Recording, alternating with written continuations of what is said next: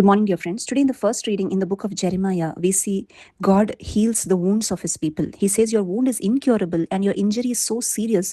There is no one to plead your cause and there is no healing for your sore. There is no recovery for you. But it is God alone who can restore us, who can recover us, who can heal us. And God promises the restoration of his people. He says, I will restore the fortunes of the tents of Jacob. I will have compassion on his dwelling places. The city will be rebuilt. I will multiply them. I will honor them. You shall be my people and I will be your God.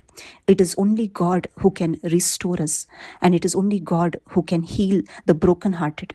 And we see in the gospel reading also, when Jesus was not with the disciples were terrified. The waves were against them, the winds were coming against them, and the boat was being tossed in the middle of the rough sea, and the disciples were terrified and they were filled with fear because Jesus was not there in their boat. And these disciples, they must have been holding on to things, thinking that these things could save them. Probably they were holding on to the mast of the boat or the pole of the boat or the edges of the boat very tightly, thinking that their lives could be saved. And so many times we also hold on to many things in this world, thinking that these things can save us. Many of us think that if we have money, we are secure. Or many of us think that if our children are there, yes, we are secure. Or if our parents are with us, we are secure. Or if we have a good job, we are secure. And like this, we hold on to so many things tightly, thinking that these things can save us. But the disciples didn't know that that very boat would sink if Jesus had not come. And only when Jesus came, he says, take courage, it is I.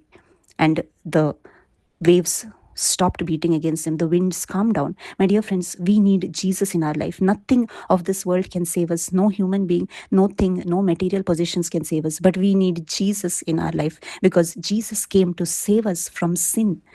The wages of sin is death, spiritual death. And only Jesus can save us from that spiritual death. That is why we see Jesus on the cross. He took our sins on himself. And we read in the Bible that when he was on the cross, he was beyond human appearance. His form was completely destroyed.